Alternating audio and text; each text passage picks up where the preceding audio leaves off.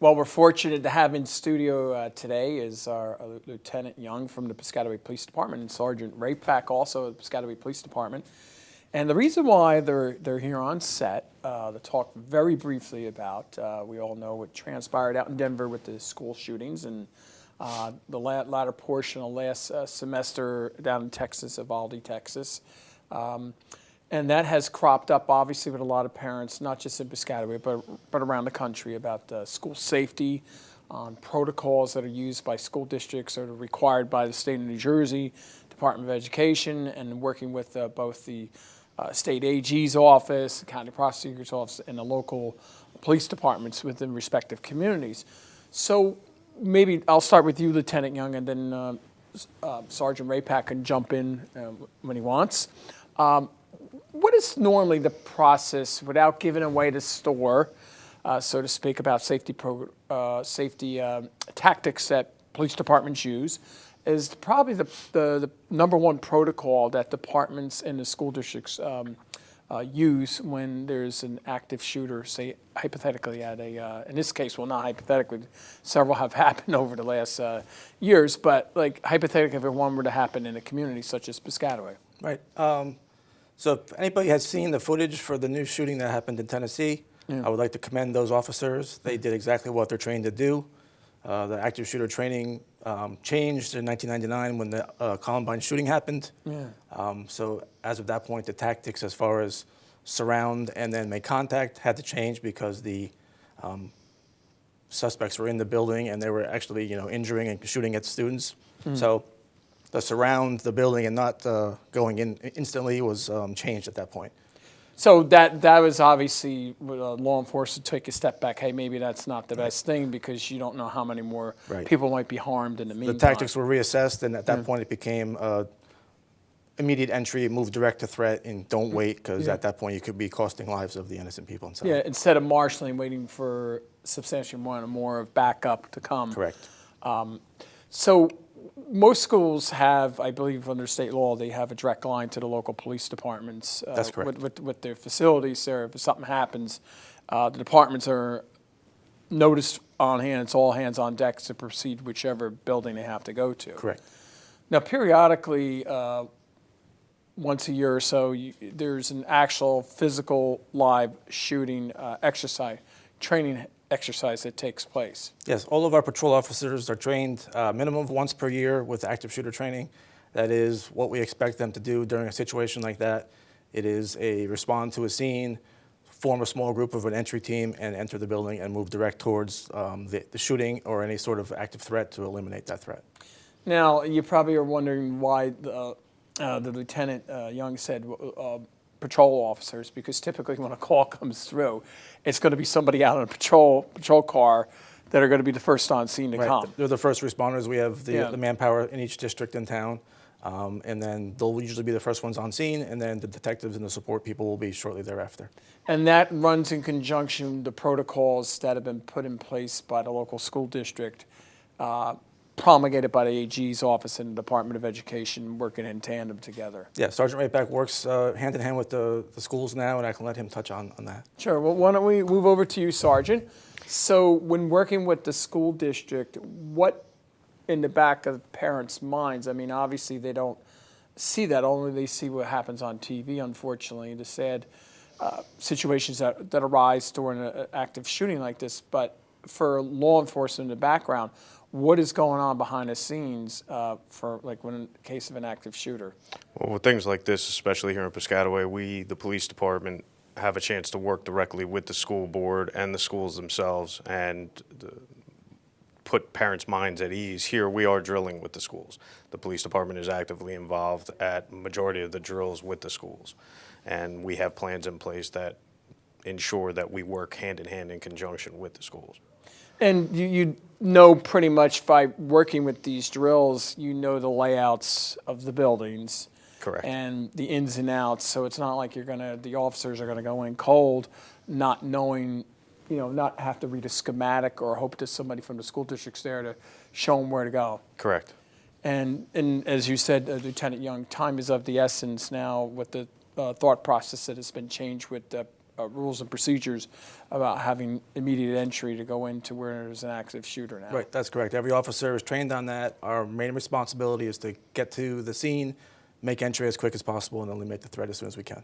Now, once the threat has been acknowledged and the shooter mobilized, what transpires with the children?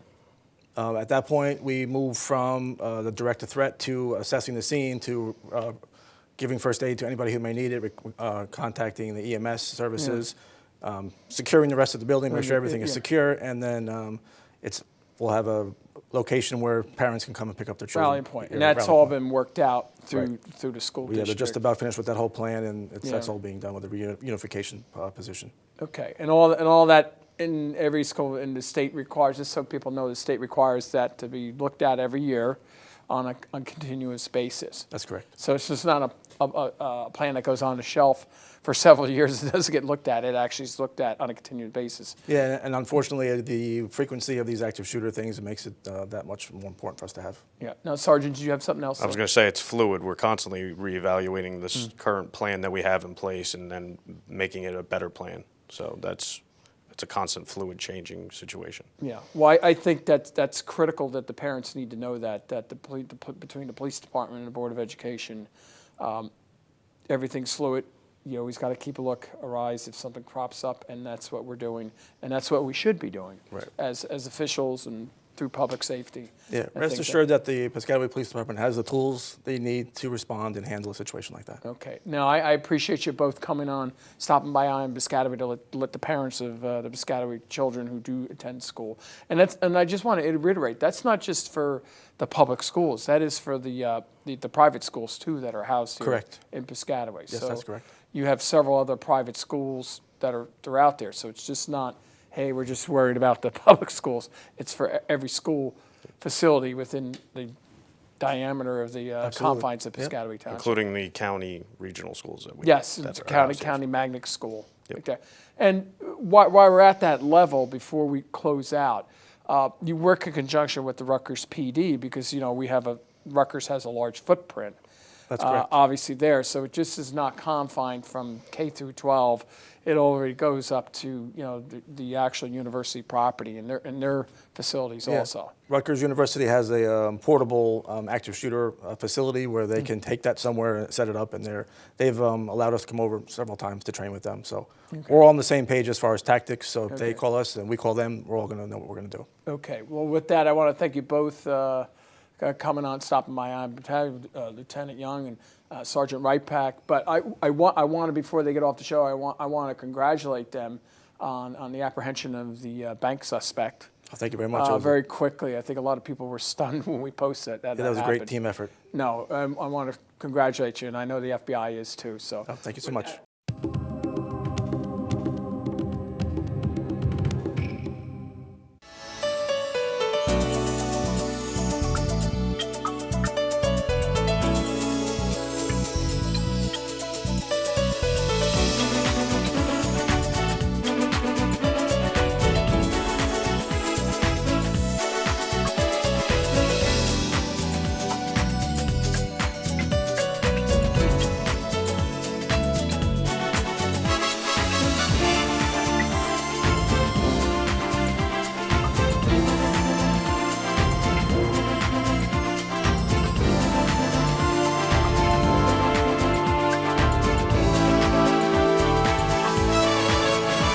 I want to welcome everybody to the April I Am Piscataway, and we're fortunate enough to have in studio here today our Public Works Director, Guy Gaspari, and also Henry Hinterstein, who's our resident landscape architect on staff in the planning department here at Piscataway Township.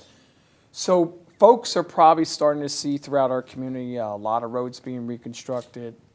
Yes. Public Works are going to be out there soon.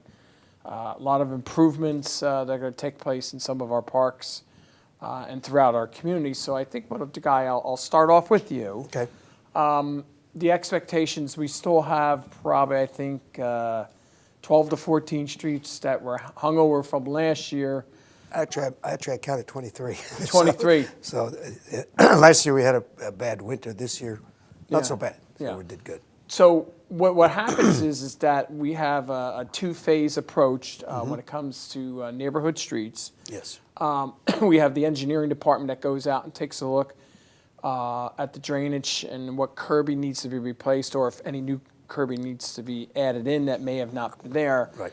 And a contractor will be let out for that, and then basically we notify the utility companies ahead of time that we're going to be doing XYZ streets. So if Yes. they have to do any capital upgrades, whether water, gas, or whatever it may take.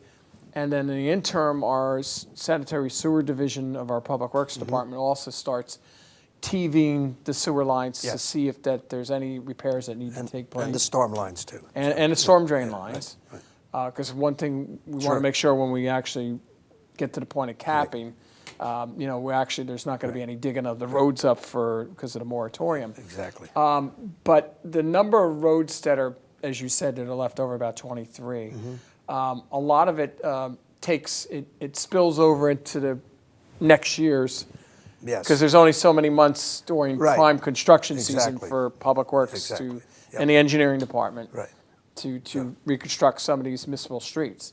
Yes. So what are some of the challenges that is the public works department? So once the supervisor of engineering, Joe Herrera, turns the street over to your bailiwick, for your roads department to go in and take care of, what ends up the process? What ends up happening after that? Well, just as you said, you put out contracts for for curbing. Well, we do the same thing for the materials, the asphalt, and also we do put out contract for milling. Milling is the removal of the surface, usually 2 inches of surface that's there, so that we could replace it with new material. That takes a little bit of juggling with contractors and getting the material on board. And then as the weather breaks, we start calling the miller, the person that does the milling, the contractor does the milling. So when you say milling, and I think we're going to bring up some video feed of what a milling machine looks like. It's a okay. very, very large machine. Yes, very large, very yeah. expensive machine. Exactly. That's why we don't have one ourselves. Right. It's more advantageous financially to hire rather than have one ourselves, because a lot of the time during the year it's not doing anything. Yeah. We can only use it, during the time that we're paving the roads.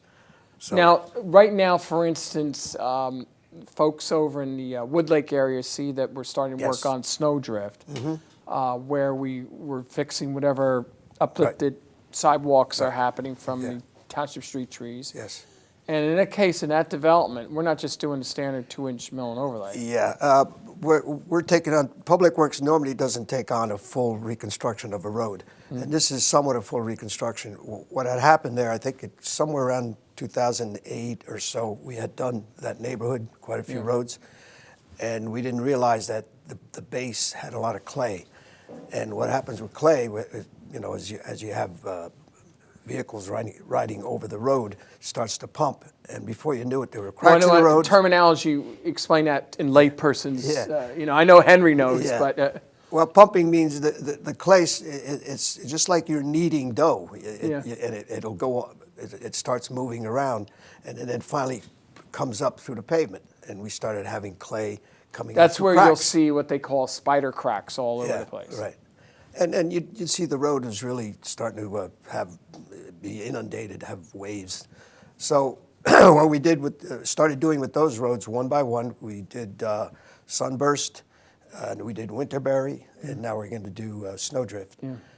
We added what's called a geogrid, which is a layer on the subgrade. That's before you put all the materials, all the road materials. That stabilizes that base.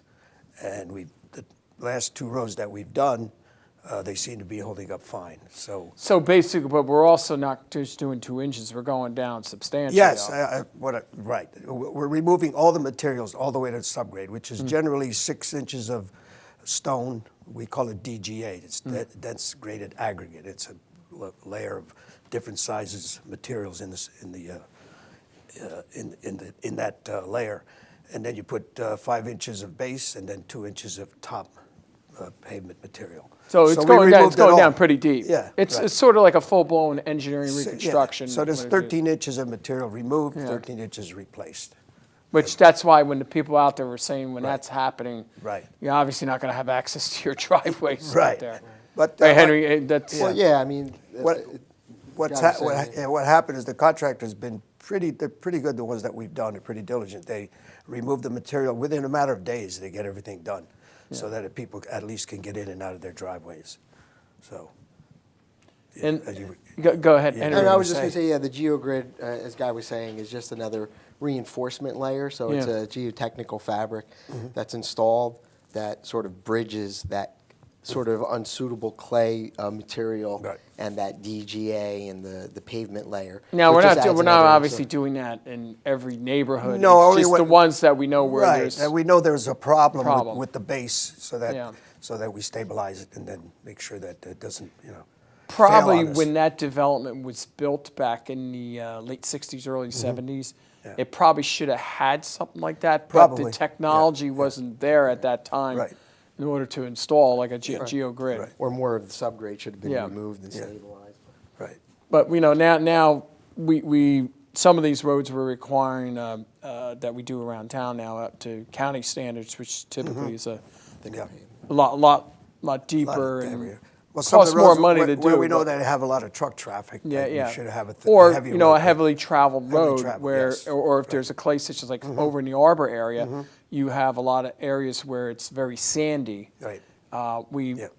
have problems there, so we have to do something similar Yep. like that. Exactly. So back in the where we did the Cedarwood Drive, where we did the renovations in the sewer line, and we're now doing the storm drain Yes, system right. that we're out to bid on Right. currently That right was, now. yes, that was a heck of a job. Yes, it is very, very involved, and I think the Yes, residents yeah. over there want to see it Right. get over the Yeah, finish get- line. get over It's been done, going on yeah. for almost 2 years now. Right. But with that being said, there's a bunch of streets. I know there's Center Street. We're working with the borough of Denellen. Yes. They're going to fix their side of the sidewalks, and then Public Works are Curb, going to come yeah. and mill and pave street because you can't do a half a street. No, you got right. You gotta I do mean, the whole you street. can, but it looks Yeah, terrible. it doesn't look. but- It doesn't look good. So we're trying to coordinate between both Right. government entities. Yep. And then there's a couple of streets off of Center Street that we're going to be doing Yes. off of there, Clay Right. Street and Yeah. Love Guard, I believe. Yeah, and then Hall is also a street that we own together with Yes. Denellen. Yeah, that we're going to do. Right. And then there's, not to get into every one, but as of right now, the sewer division's doing work on Cumberland Road. Yes. Out there, installing new drainage system Right. out there. Because we had a drainage problem. Yeah, there in one there corner. was lack Yes. of storm drains Right, in there, exactly. so before we go in, the curbing was installed prior to, Yeah. in the fall of 2022, but, it took a while to get the materials to the piping and install the Yes. new pipings over there. Yes. And as everybody knows that lives in that immediate neighborhood, the road, several of the roads are in bad Right, shape out yeah. there because of the lack of drainage. Right. And depending on the traffic, what happens with a road, they usually last a good 10 years before you have to renew it. So whenever we build a road, we like to make sure that everything is in place correctly so that we don't build it, pave it, and then within a year or two, we have to do something to fix it. You just highlighted on something. A lot of these streets that we were speaking about, like especially over off of the Charter, Hanover, Yes. Cumberland right there, they never had a true roadway. Right. There was no curbing. There were storm drains, Yep, yep. but there was no curbing. Yeah. And Henry, maybe you could speak to why curbing's important. What it Well, is. curbing, as I was saying, it directs the rainfall into the catch basins, and so it sort of helps out with the stormwater management Right. and directing the runoff to the basin so that you don't have standing water. So a lot of times, especially when those roads were constructed back then, and over the course of time, the roads have just through freeze thaw. I mean, they're sort of going And all you're over the having place, water and go builds up. underneath the roadway. Goes Exactly. underneath the roadway. It's building up in depressions and areas of the roadway that have just have settled and heaved over time through winters. So the curbing allows the road to be, I think, a little more profiled and for the cross section to be a little bit more true and for the water to get directed more so into the basin. So in other words, all the rain that may fall, if it falls, is going to fall on on the grass on your property, Yeah. and it won't be the roadway water coming back onto your property. Yeah. Right, exactly. I mean, hopefully everything that falls in the roadway Stays in the roadway and Goes goes into our the system. storm sewer Yeah. system. Yeah. Correct. And, So- and the other thing about not having curb is that there's no edging on the road, and it tends to unravel more and more. Because if you see, It busts us up to yeah, it break up a lot quicker. Yeah. Yes, right. It has no when you support. And the reason why I was bringing that up is because you said normally you like to get 10, 12, or even 13 years, if not more, out of that. You're going to get less of a light. Now, we're running through that same issue out on Wyckoff right now where, you know, the neighbors didn't want, the residents didn't want curbing out there. And we warned them that, you know, if you don't have the curbing, eventually the road's going to start breaking up. Yep. And that's exactly, we're starting to see Right. the beginnings of the Yes. alligator cracking out there because the water's starting to get up On the edges, yep. Yep. on the edges, and that's why all the other streets now that we're doing in the Possum Right. Town and Wynwood area of Piscataway, which is all new, they were all old country lane, one and a half right. lane roads. Right. Now have curbing Yeah. out there in order Yeah. to properly challenge it Right. towards the storm drain system. Exactly. And water is one of the worst enemies of road construction.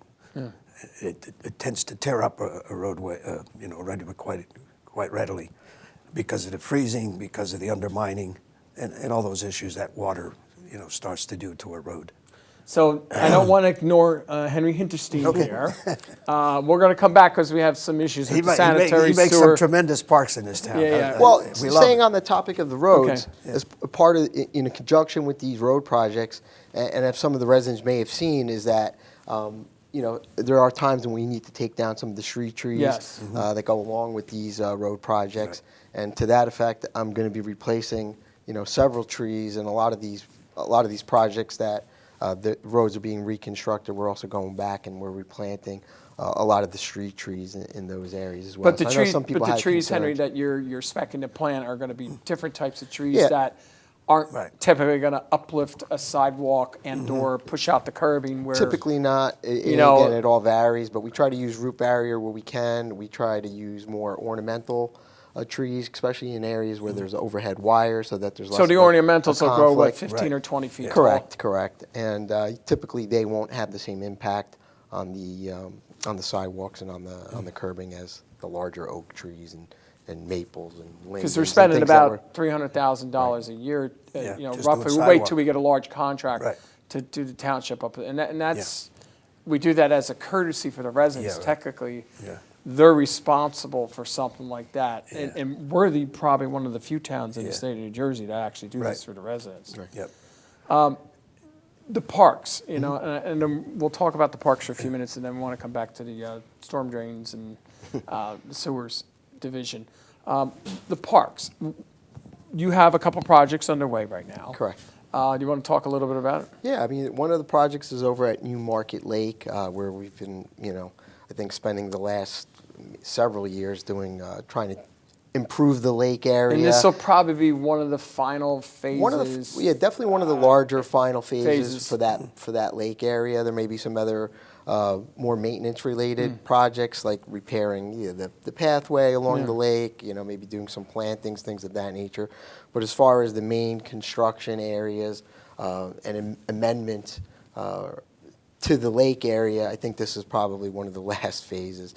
And what that phase right now entails is basically sort of stabilizing and creating a more of a defined edge where the boat ramp launch was off of that parking lot that's heading down towards the Pepsi plant, and recreating a parking area that's, you know, ADA accessible. And there was new always a picnic parking area Correct. there. It's just been sort of just pieced together, Yeah. and it's never really been that defined. It was almost like, or aesthetic. Guy, as you know, if there was leftover asphalt from a job that DPW Yes. was doing, Yeah. Right. they would go out and lay some asphalt down. And that was what became the parking lot. Yeah. But again, that's all falling apart. So what this first phase of that project is going to consist of is the bulkhead to stabilize the entrance area.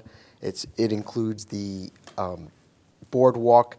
There was always a sort of boardwalk in That the marsh was an area. actual Eagle Scout project Right. going back from, I think, the early 80s, maybe late 70s, where a couple Eagle Scouts did and built that out over. And it probably held up for quite some time, but over the years, it's seen It was better made of days. wood. Yeah, there's basically nothing left of it. So, but what we, in the spirit of that project, we try to recreate sort of a boardwalk that connects the parking area to sort of a little isolated grove of trees, which is a real nice area.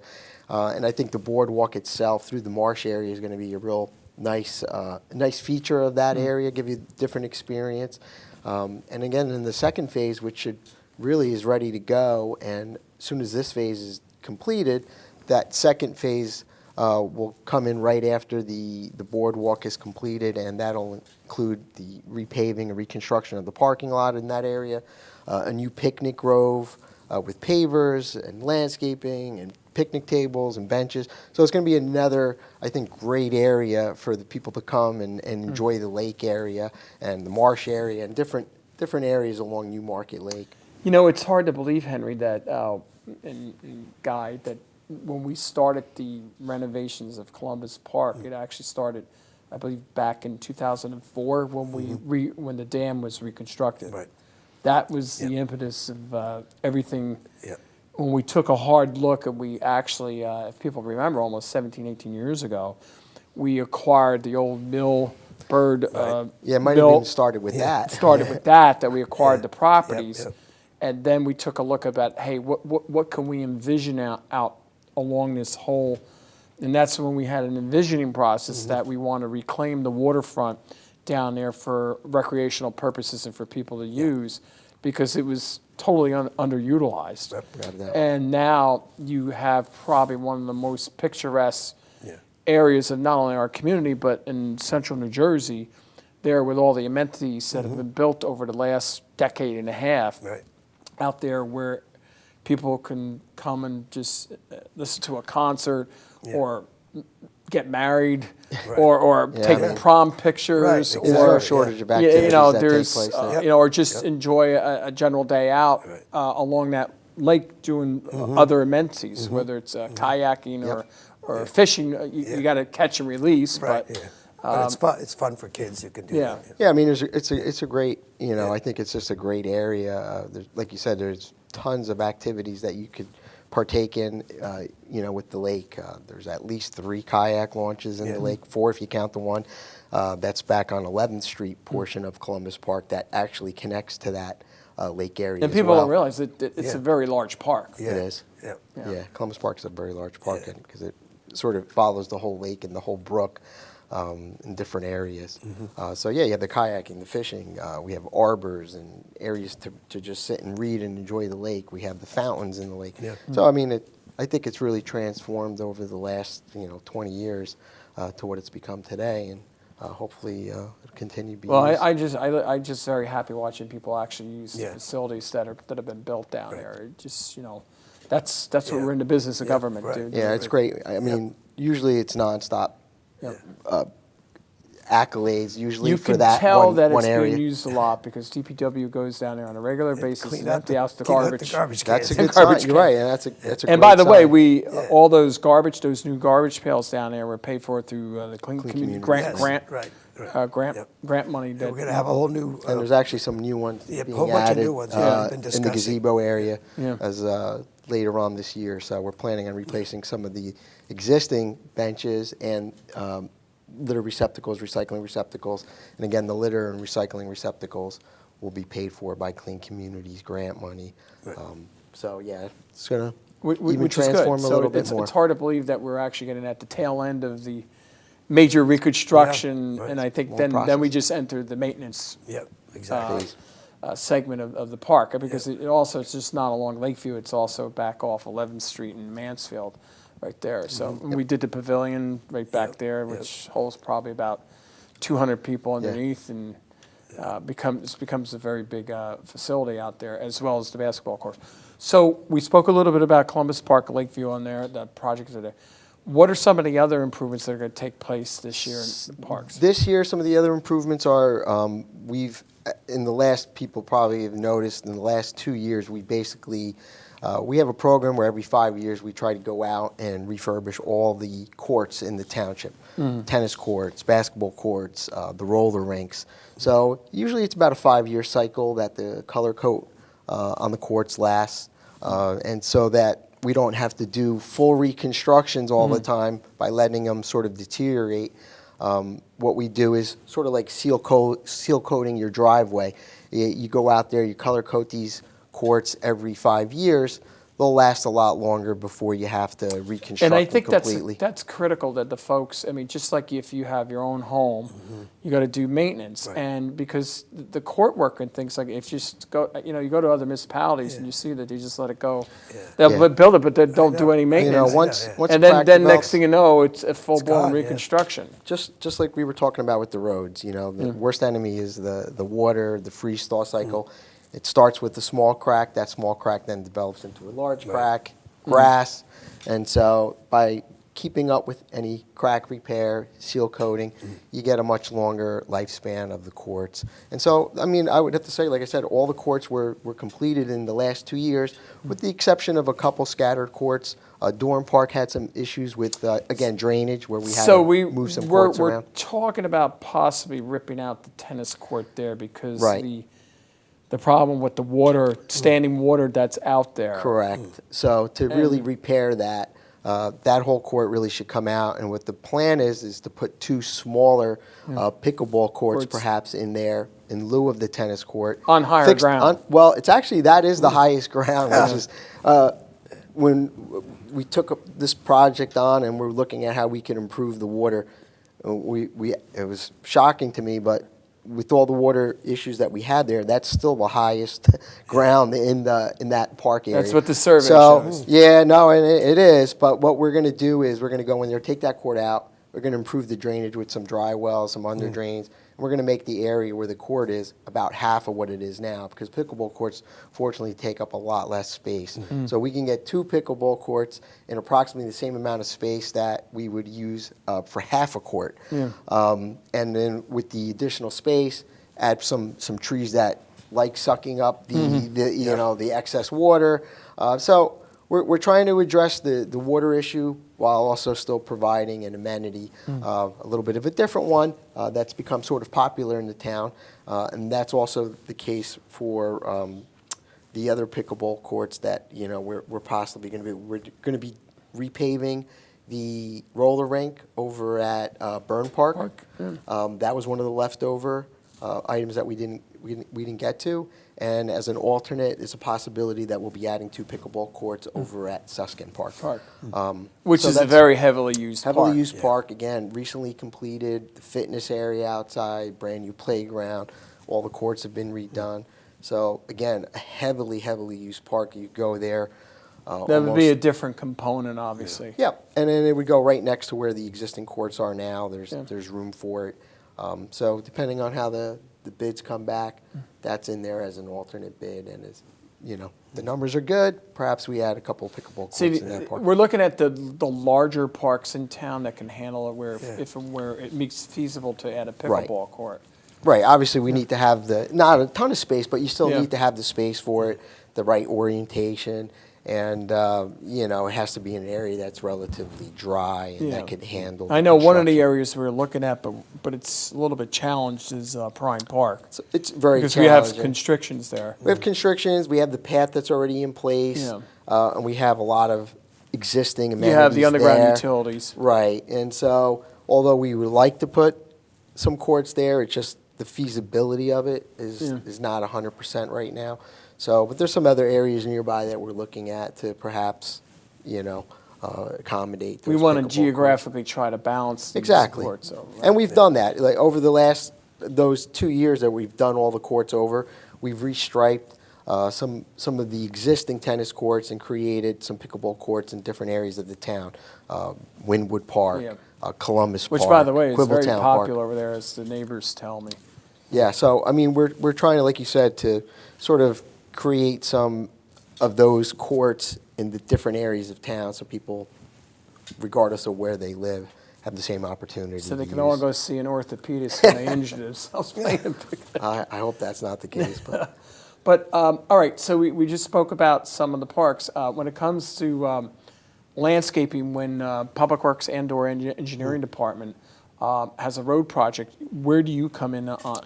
well, usually I'll come in after the road job is completely, is totally completed, then what we'll do is we'll put out a contract, for instance, either in the spring or the fall, depending on, timing. We try to sometimes do a contract both growing seasons. The problem with the spring season, it's been getting shorter and shorter, whether it's due to climate change or just some of the hot summers that we've been having.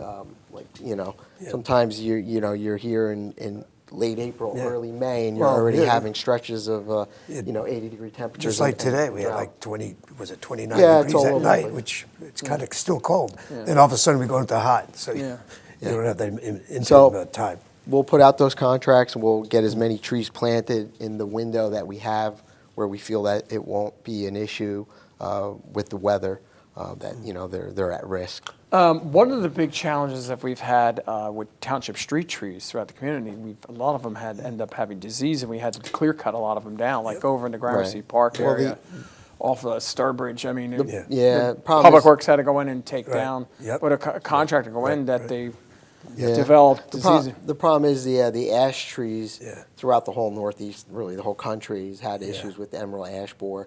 And as a result, you might want to explain what that is for somebody who doesn't It's a know. pest that's, an invasive pest that's come over from, It's a beetle, basically. probably in shipping containers or however it ended up in this country, probably came over from Europe or Asia, and along with other pests that have come over from other, continents. And they've decimated the ash tree and some of the softwood tree population here in the United States. Even though some of these trees might look healthy and have some type of leaves on them, but if further examination of them, you could see they're at the end of their lifespan, and we're going in because it becomes an insurance liability for us too. And unfortunately with the emerald ash borer, as well as some of the other diseases that the ashes are having that are killing the ash trees, but specifically with the emerald ash borer, once you start seeing that decline, it happens really fast. And the problem is they sort of eat the tree from the inside out, and what happens is they become very brittle. So it's very dangerous. So once they're checking out or they're dead, it's pretty important that we take care of it. Well, that's so part of not a like in some hazard. of our conservation events now, in some of the parks, the Public Works is going and having a buffer zone where there was trees right up near people's property lines that were going at least at 30 foot because of some of these trees die, and if they fall over, they're not going to do damage to property or hurt somebody. I mean, a classic example we were speaking this morning about over there off of Drake Lane, the conservation easement, where a lot of the trees were toppled, and then we got to get in there and grab it out. But it's an ongoing battle. We have a lot of trees in town, which is good. But there's a maintenance program, and you're still at the whims of insects and natural diseases out there, where sometimes people don't understand why we have to go in and clear cut some of the the street trees down because that happens. And ultimately, at the end of the day, if we know that there's an issue out there, it's a liability on the township that we got to take care of that safety issue. And specifically with the street trees, we try to work around the mature street trees. There's many times when if we're just doing sidewalk replacement or curb replacement, there's a substantial amount of roots that you can cut without a really, I think a hazard of some of these species falling down in a storm. You're cutting a small portion of the roots.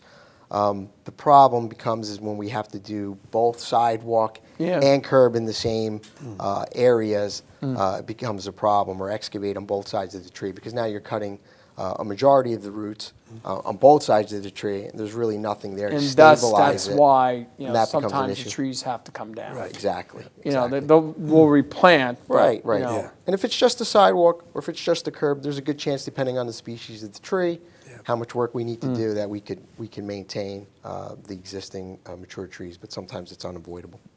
So moving back over to you, Guy, we have about 10 minutes left.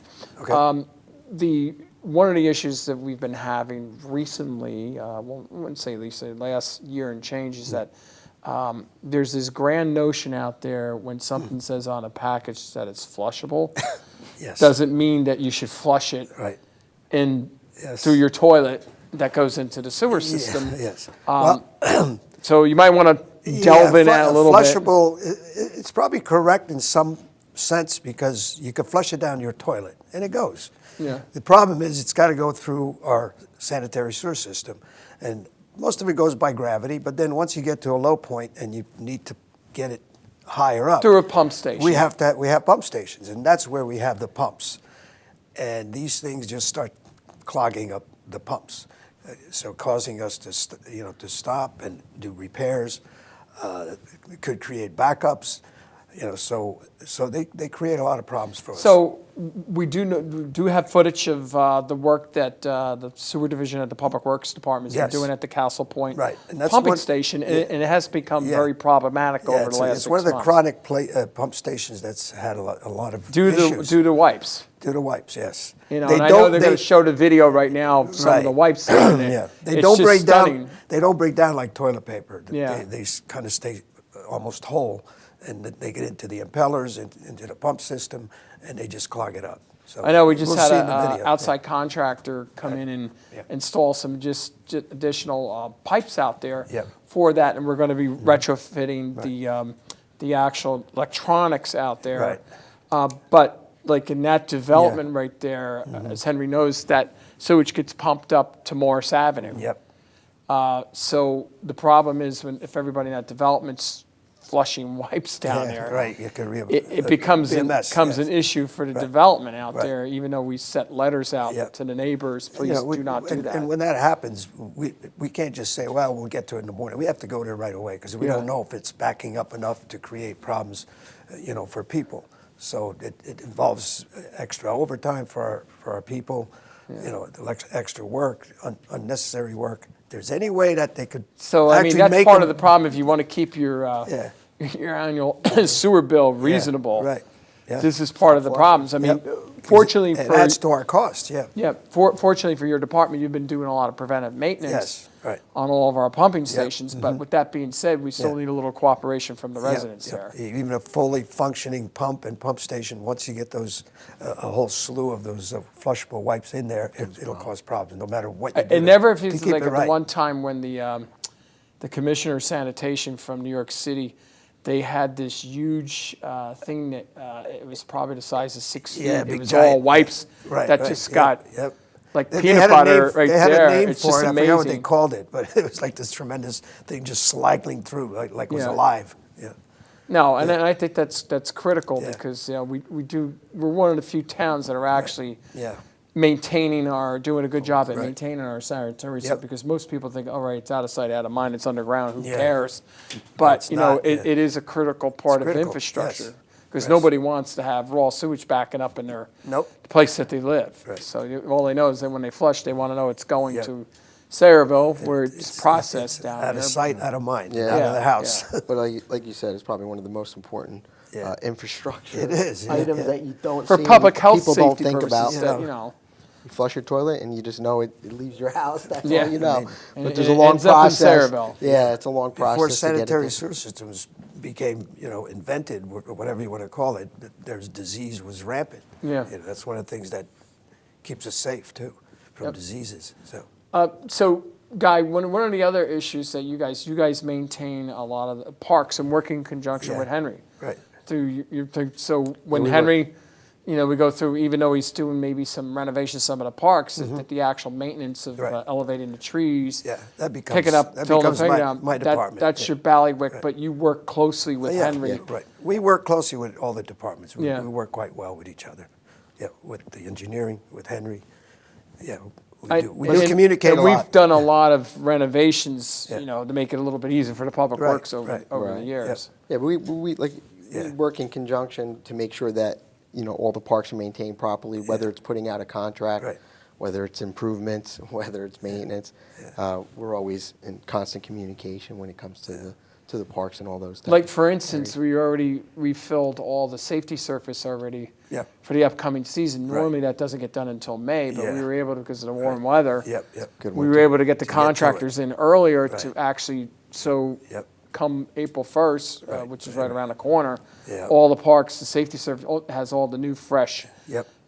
safety surface. And Henry, you might want to explain why that's important. the with all safety these Well, it all comes down to fall heights and Yeah. the playground equipment. So there's a requirement that if you fall off,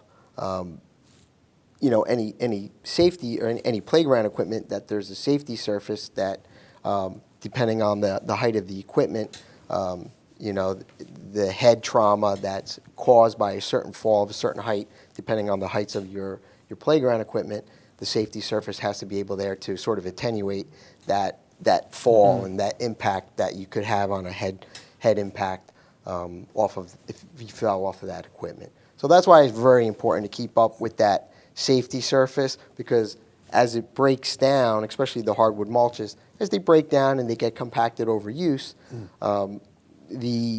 that attenuation that exists. They become like a hard It surface. becomes it's a little no bit more longer compacted. effective as a safety exactly. surface, yeah. So it's one of those items that you need to stay up on a yearly, bi-yearly basis, so that it's safe for all the children. So the safety surface that we put in is non-toxic for, Yeah. because I know some parents are very concerned about Yeah, that. it's virgin hardwood. Obviously, we don't Yeah. want toxic It's- things it's being. basically it's wood, usually, yeah. Yep, virgin hardwood from trees, so it Yeah. doesn't break down that fast, and it has to be certified. And that's basically it. I mean, as long as it's certified and it's all virgin material, non-recycled material, it's a good safety surface. No, I am just, I'm just thrilled that we were able to get it done before April 1st this year. That's probably the earliest it's ever happened to my I think knowledge. last year the contractor kind of dragged their feet Yeah. a little bit. This year, I guess they were available and they did the job. So Yeah, Yeah. which is good. So, Guy, when do you expect your paving crew to start up?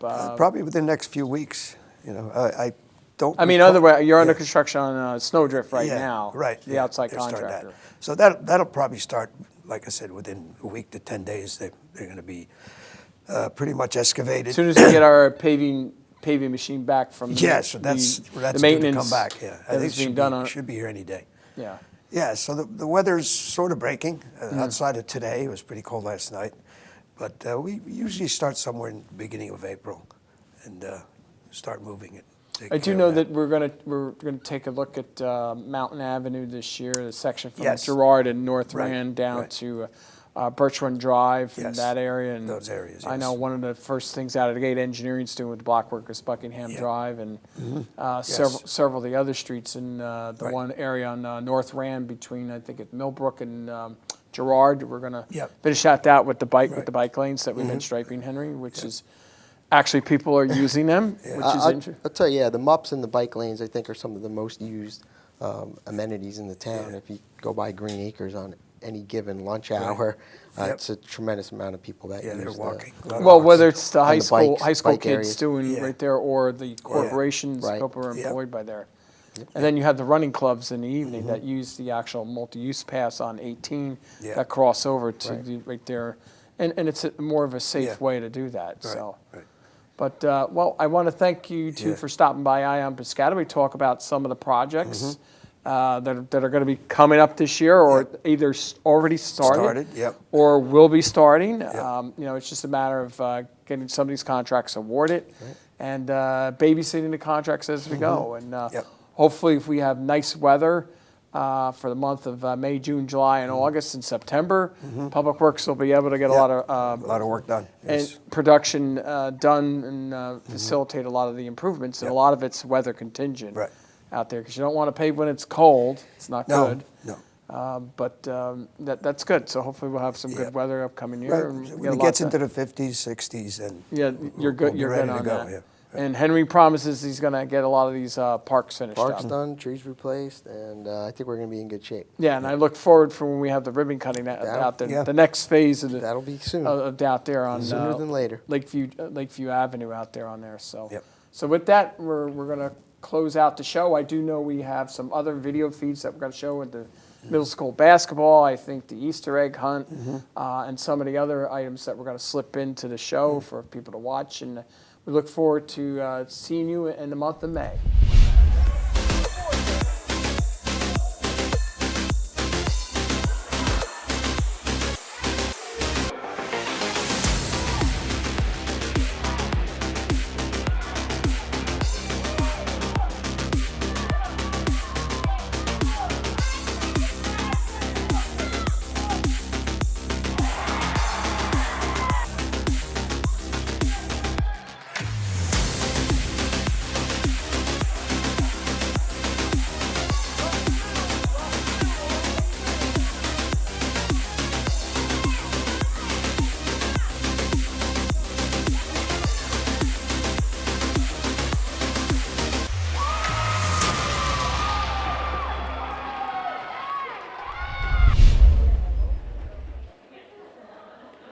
And so we're with the library director here of Kennedy and both Westergaard. Heidi, you want to explain what today's all about? Sure.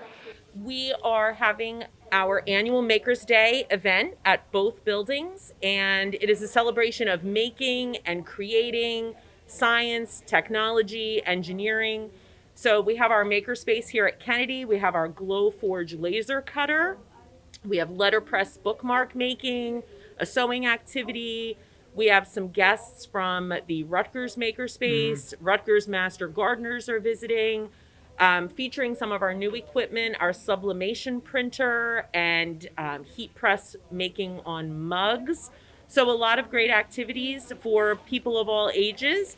And if you're not able to join us on Makers Day, you can contact us at the library and make an appointment and utilize our makerspace.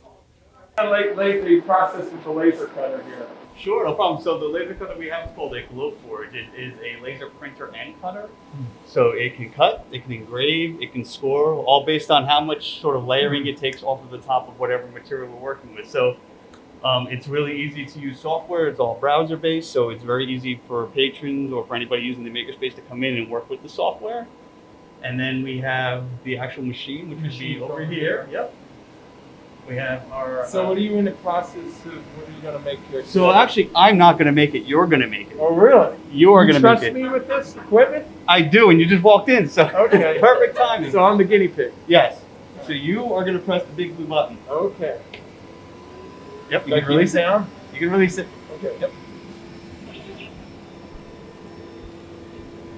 And so right now we're making small keychains, and it's going to engrave the New Jersey Makers Day logo onto those Okay. keychains. So I'm working with microcontrollers. They're essentially mini computers, and I code and I program them to do different things. So the most basic one I have here is the microbit.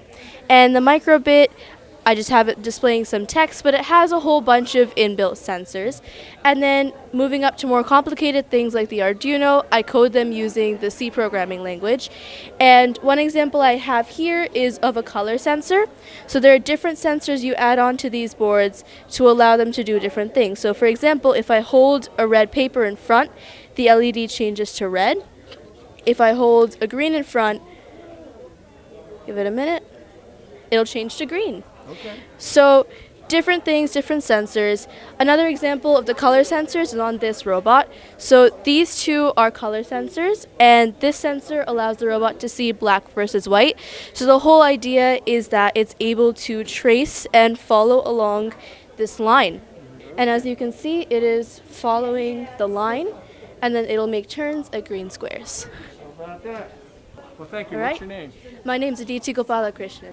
NASA Tech Rise is a challenge where students in teams form an experiment that they want to build and send up in a hot air balloon flight sponsored by NASA, 70,000 feet in the stratosphere. Our goal is to spread awareness about our depleting ozone layer, and that if we don't have a strong ozone layer, more UVB rays, which are harmful rays. Sunburn, not good for your skin. So it's not only sunburn, but in our agriculture sector, all of our plants and crops can be damaged, which is not a really good thing. And if our agricultural sector is dead, we have no food. No food. Yeah. We are the only school in New Jersey to be selected for this challenge among the top 60 schools nationwide. This makes us unique.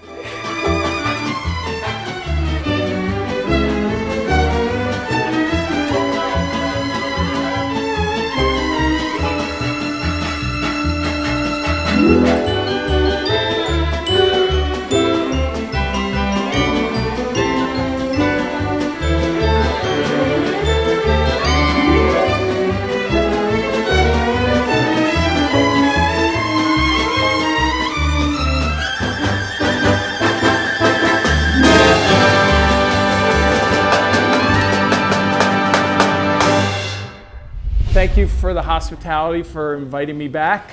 So I think, how would you like me to read the book? It says, what do you do with a chance? One day I got a chance. It just seemed to show up. It acted like it knew me, as if it wanted something. I didn't know why it was here. What do you do with a chance, I wonder? And this is some folks, some young kids here, pondering what do they do with a chance. When another chance came around, I wasn't so sure, but I decided to try. And then here goes the chance. It looks like it's a different illustration here. And just because you take a chance and you don't succeed the first time, you shouldn't always ignore it, as the book says, because, and the more I ignored them, the less they came around. You need to create opportunities in life, and that's what chances are. So here the young boy is sleeping with a bear eating some food. And that's what I call a chance. So what do you do with a chance? You take it, because it just might be the start of something incredible. So there the boy rides off with the chance, off in the sunset.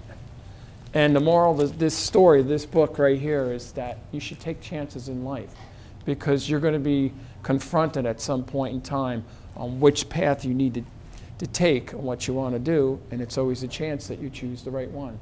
But you're not going to get to that point where you get to the crossroads unless your education comes into that, because by learning here now at this age, it's going to help you in life down the road on taking good chances instead of bad ones. So you're going to get one of the first glimpses of the newest park that we're going to be building here in our community. So yes, another one. This is a very large one. This is the ecological park that is going to be built off of Mettler's Lane and South Washington Avenue. It's approximately 65 acres. It's going to take us several years to build this park because it's a very large site. So basically, there's going to be a very long running jogging path throughout the whole portion of it. There's going to be a biodiversity area. We're actually going to have a 600-seat amphitheater outside. So if there's a concert or if somebody wants to have some type of program out there, talk about the environment. And then also we're going to have a pine tree forest. We're going to have a tot lot, actually a dog park too. That was really big to have a dog park. And a lot of the items that are in this park were all suggestions that residents had made over the last 5 to 6 years about what they would like to see in the park.